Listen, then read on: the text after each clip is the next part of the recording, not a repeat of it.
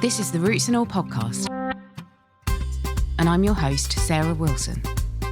Join me as I talk about all aspects of gardening with some of the top horticulturists from around the world. In this episode, I'm joined by Paulette Whitney of Provenance Growers. Paulette is a grower, cook and author of Broccoli and Other Love Stories.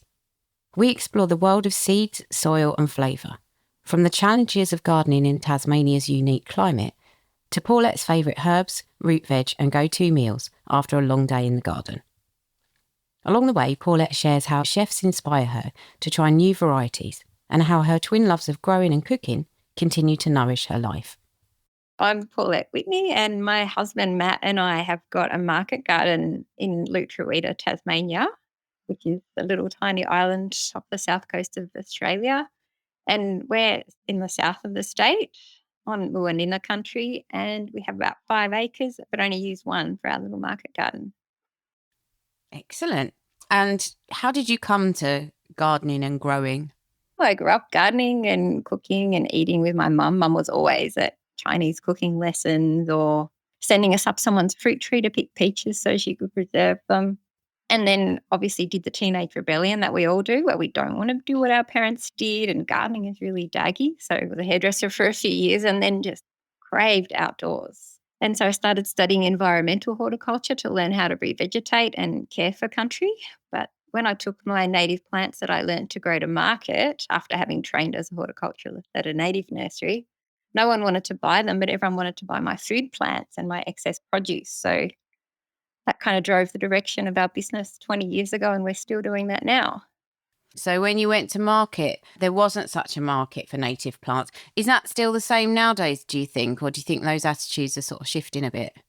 There was a market for native plants, but because I overthink everything, so I went and got permits from all our local councils, all our local areas, and asked if I could collect native seed from particular suburbs. And I was hoping that I could sell seeds from Howrah to Howrah people and seeds from to city people and have local provenance, local genetics to keep the integrity of the natural environment. So I think I was a bit too niche for my time, but perhaps if I was doing that again now, people might have more of an appetite for it.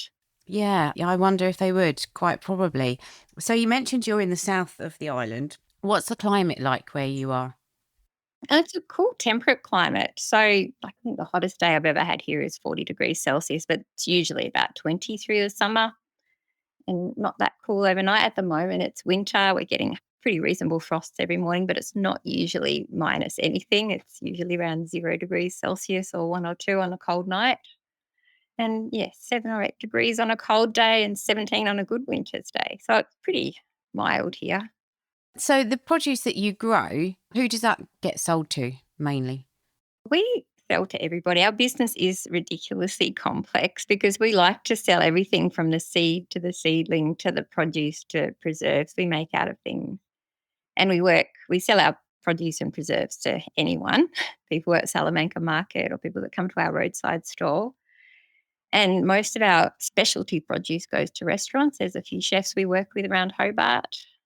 So they buy lots of our produce and have us crawling around on our knees picking little bits of chickweed and edible flowers and fancy herbs.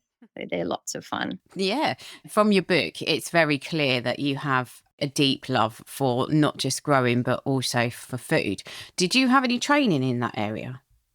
No, but my husband's a chef. So when we moved in together, there was all my gardening books on one shelf and all his cooking books on the other shelf. And the two just sit so well together. Because we're chefs and gardeners, we don't have a huge budget for travel, but you can travel quite a long way through reading about cuisines from other places and culinary traditions and how that works with a particular cultural identity. And exploring food's a really great way to learn and to travel from your own kitchen. Yeah, I love that. I love that idea. You mentioned that in the book that, you may not travel to far-flung places often, but then you are doing all this research and you're traveling through your culinary experiences. And I think that's a very good way to look at it, actually. But in that vein, obviously you're in an area where your flora and fauna are quite precious, and I think you have to do certain things to safeguard against things like invasive plants. So does that limit you in terms of what you can grow on your site? A little, yeah. I don't grow things that are going to be terrible environmental weeds, but it's with climate change, it's so hard to know. A plant that behaves one year might, as temperatures increase, might become a pest later on. But yeah, we have those like epizote, like Mexican Canopodium, that's used for flavouring and reducing flatulence when you eat beans. A really beautiful herb. That's one that's become a weed in our garden, and I won't sell seed or seedlings to people. But then I also wonder if I should stop trying to have a role as a gatekeeper, because there are people that plant's culturally significant to that live in the community down here in Tasmania, and I don't think I should stop them having access. So it's a really interesting ethical dilemma. Yeah, it is. Is that the one that some people liken it to, like petrol, the smell of it or the taste of it? I liken it to chlorine, like swimming pools, but that's just the smell. When it's dried and you cook with it, it's actually just a really warming, almost coriandery flavour. We did grow it where I worked last year, and it was very successful. It had a lovely time. I don't think it's self-seeded anywhere, so we don't have the issue of it taking over our polytunnel or anything. But the problem was that we just actually didn't know what to do with it. And I think that your book is brilliant because it's like nose to tail, but for veg. You know, you're doing lots of different things with the plants that you grow that I might not have expected could be done. And that makes me think, everything that you produce just looks and sounds beautiful, but there are errors. Do you find sometimes you cook something and you just go, oh, no, actually, that was a terrible mistake. I wish I hadn't done that. There's always errors, but there's always a way to save things. If you make like maybe an ice cream or something, or custard that's flavoured with something and it's too strong, you can always dilute it with cream and make an ice cream out of it. Or if you dry something, we dried feijoas to make feijoa chips, a bit like a pineapple guava. I don't know what you call them over there. And they were quite strong and floral and almost burnt our tongue. So we had these huge trays of dried fruit. I think they were underripe and ripe ones would do better. But we ended up finding they infused really beautifully and made a little fruit tea out of them. So there's always a way to use mistakes. Yeah, you definitely get that sense from the book. It's very good for anybody who wants to be experimental or to just take a different view on veg. I mean, is that a cultural thing from Tasmania? Because reading your book, it's like you just take the growing and the selection of varieties that you grow and the way that you use them to a actually kind of elevated level that is not that common in the UK, I don't think. And yet you have this real foodie culture going on Tasmania. What's your theory as to why that's evolved? I think it's just the community we're involved in and the privilege of being customer facing at the market or when you deliver to chefs. You're always having conversations with people from all different nationalities and with different training and different backgrounds about food, and also reading a lot. And the internet's a great tool. So I don't think that our community is any more diverse or interesting than anywhere else, but I do think the food community that we have is strong. Everyone's really curious and adventurous and kind. It definitely does come through. So obviously you mentioned that gardening and growing wasn't your first career. So would it be fair to say that your love of kind of making food came before your love of growing it? Yeah, well, everyone remembers their first crop of radishes or whatever they grew with their parents or grandparents when they were little. So I did like that, but I didn't like weeding. No one likes weeding when they're children. That was mum's chore to get us to get dandelions out of the garden. I thought that was appalling, but we always cooked together as a family. There was always a warm cake when we got home from school. Yeah, and it actually made me chuckle when you said about rebelling against your parents, and you thought gardening was just deeply uncool. But actually, you speak about your children in the book, and they have very diverse tastes when it comes to food. They really are very experimental. So, do you think that you've broken that cycle of what the parents do is really uncool and then the kids rebel, etc.? My kids are rebelling. They don't come outside and help. When they were little, they would, but now they won't. They're 17 and 20, so they're doing their own thing. Although my eldest daughter's just moved out and hates not being able to lay her hands on produce. She's struggling without greens at the back door. Yeah, I bet that's been a culture shock. Well, hopefully she'll take that and run with the knowledge that she has and grow her own, as much as possible. I did go and visit her. She's right in the middle of Naarm or Melbourne. And yeah, I took her to a nursery. We bought heaps of kale and lettuce, but overnight the rats ate everything. So she's going to have to garden build herself a little prison or buy a pod or something if she wants veggies there. Oh no. So, and where is she, did you say? right in the middle of the city in Melbourne. Oh, and the rats will decimate your plants, will they? We think that's what it was. They were gone overnight. They left her rosemary and mint, so she's got a couple of things. Wow. I did spend some time in Melbourne. I didn't see any rats, but that's really interesting. I mean, of course, you're dealing with a lot bigger and a lot more things that attack your fruit and veg to what we do here in the UK. I mean, what's some of the things that you do battle with on a daily basis? Oh, we have all manner of animals here. Our most common animal in our block that eats our vegetables are paddy melons, which are like a small wallaby. And there's hundreds of them here. They're all over the lawn. They're beautiful. So the main thing you can do with them is build a fence, but they're the size of a soccer ball. But even a hole, they'll get through a hole that's only a few inches wide in your fence. So but you can fence them out. But once we figured out how to fence them out, these beautiful big flightless birds that we call native hens or turbo chooks, because they run so fast, they jumped our fences and ate all our greens. And then we made the fence higher, got rid of the turbo chooks, and then wood ducks came and ate everything. So there's always a new problem, but there's always a way around it. Wow. When I was in Australia, I saw bin chickens. Are they different to turbo chooks? Yeah, bin chickens are a mainland thing. They like it warmer. They're a kind of ibis, I think. The turbo chooks, they're kind of like a crake or a waterfowl relative, but they live on land mostly. They're beautiful. So it's a privilege to have them. It's like our tax to nature.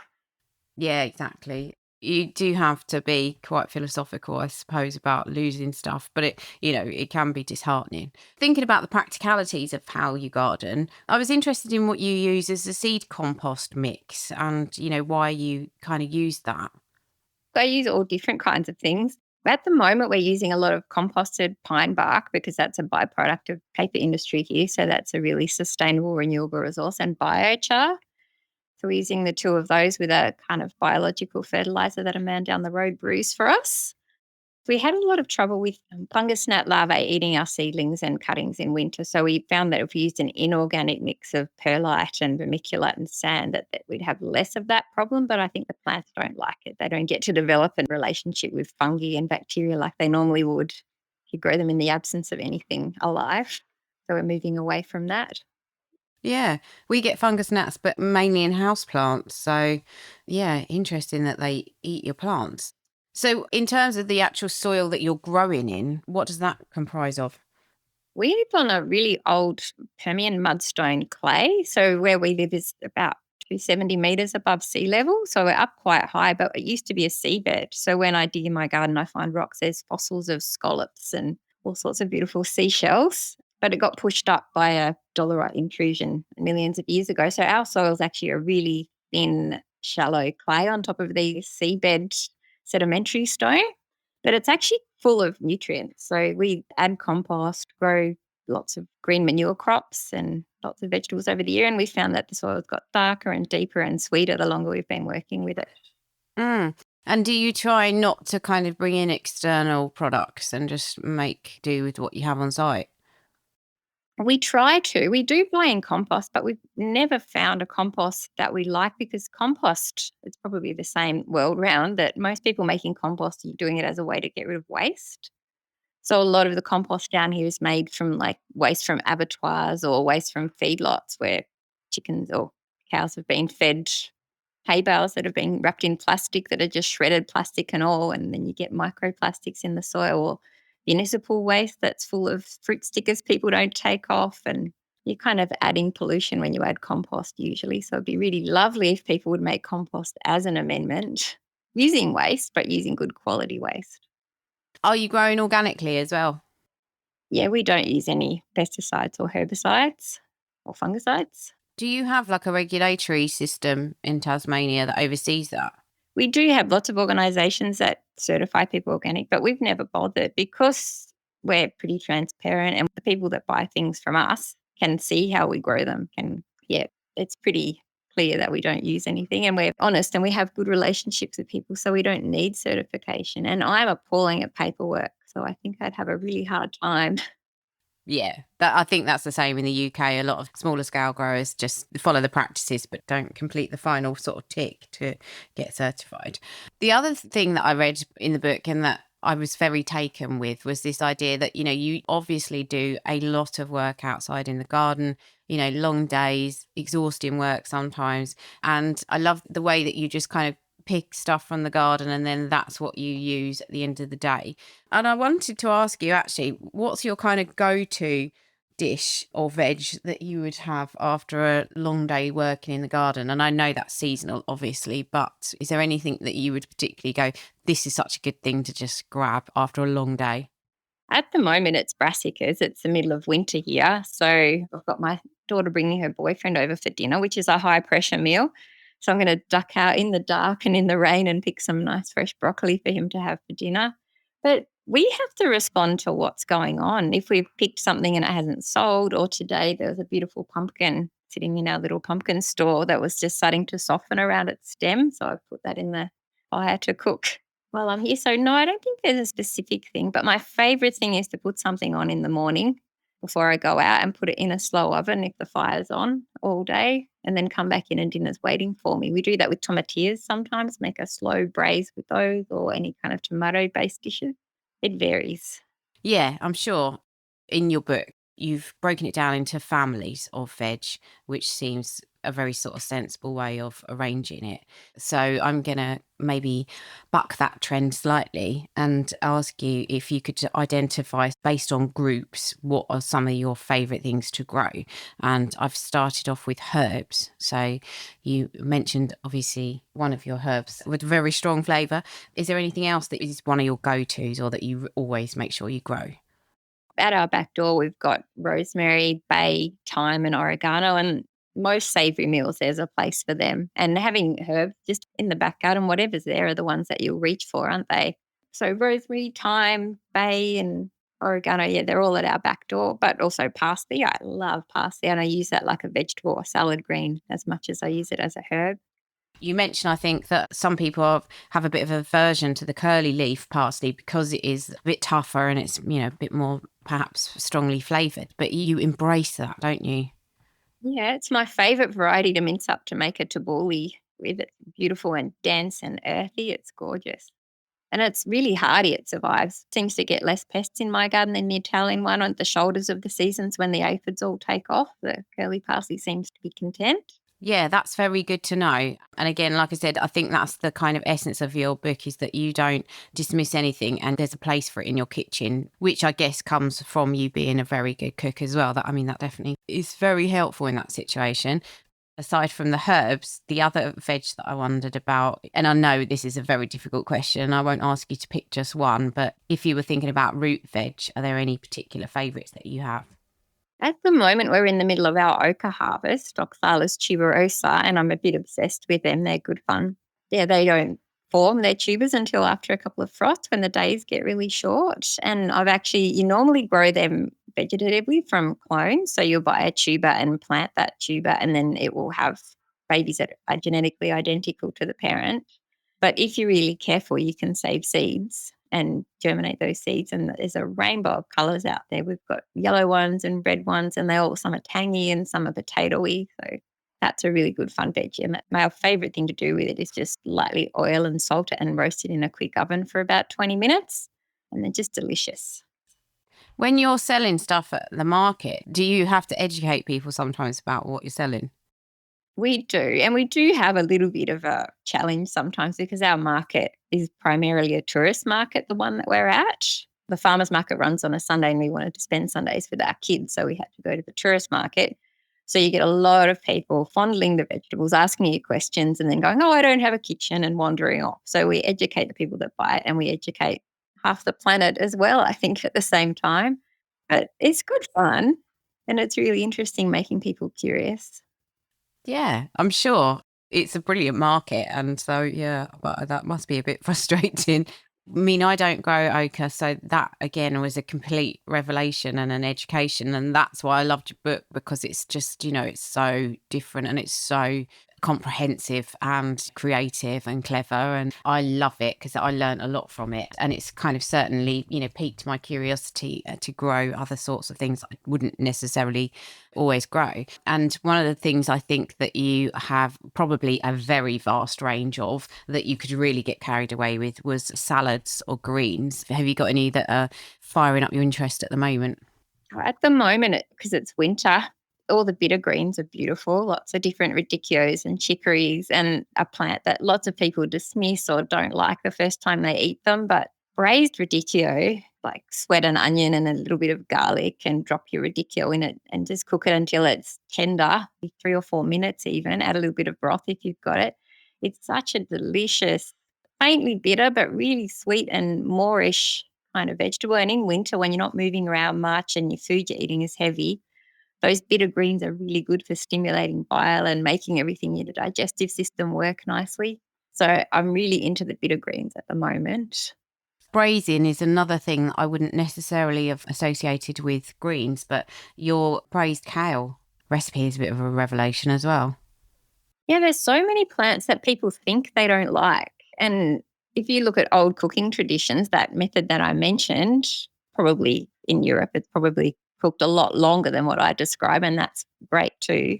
The longer you cook things, there's this kind of false idea that raw food is better for you, and in some cases it is, but also the longer and slower you cook something, the more available some nutrients are to your body. So that idea of braising kale really slowly until it's broken down and it's sweet can make the kale that you might have had boiled or steamed or in a smoothie, which is not that delicious, can make it become delicious, treating it gently. And indeed, like you say, kind of cooking stuff for longer, because that is, I think, probably a misconception that it's better to just show something a bit of boiling water and then you don't destroy the nutrients. And also legumes, what's your favourite one of those, or what's your go-to at the moment? At the moment, broad beans, we might have the odd one of those, but because it's the middle of winter, there's not a lot of legumes around. Our peas haven't started yet. They'll be early spring. We do have some dried broad beans, fava beans that I peeled painfully. They're a bit too starchy to eat fresh, so I sat by the fire at night and potted them, double potted them and dried the insides, and they make a beautiful falafel when you rehydrate them. So that's probably the bean that we're eating the most in the middle of winter. We didn't save any dried runner beans or anything this year for soup, but they're another good winter one. Yeah, what do you do with your dried runner beans? Because I know, again, for me, when I was looking into beans, that came as a bit of a surprise that you can dry and reuse those.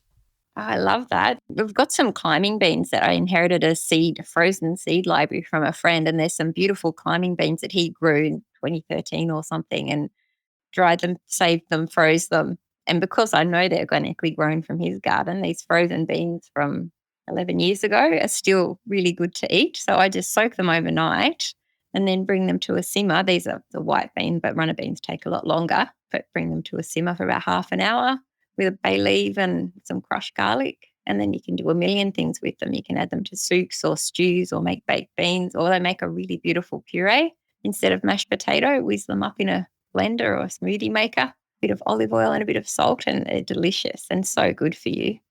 That's such a good idea. That is honestly what I love about your book. It's got so many new ways of doing things. Well, certainly to me anyway. So if people, as I said to you, I am now 10,000 miles away from you, but that's not to say that I can't kind of keep up with what you're doing and continue to be inspired by you. So if people want to find out more about you, or to come and buy your produce, or get in touch with you or follow you, what can they do? Well, the easiest place to find us, we're on Instagram as Provenance Growers, which comes from the business name when I was growing local Provenance native plants, but we kept it because where things come from is really important. So yeah, we're Provenance Growers on Instagram. The book's Broccoli and Other Love Stories, and you can get that anywhere, I think, online. Easy to get. And we're at Salamanca Market in Nipaluna, Hobart every Saturday. Thanks to Paulette for talking to me from the other side of the world. And to you, as always, for listening. If you like this episode, you might also enjoy episode 334, Food Farming Revolutionary, and episode 328, Soil, Health and Nutrition. You can download or listen to the podcast direct from the website rootsandall.co.uk. Please also check out my Patreon, where you can make a one-off donation or take out a monthly subscription to help support the podcast. because if you enjoy the show, please help it continue. I also have a GoFundMe where you can make a one-off donation. Even a one-off donation of £1 helps, and I'll be really grateful for your support. So please go to Patreon or GoFundMe and search for Roots and All Podcast.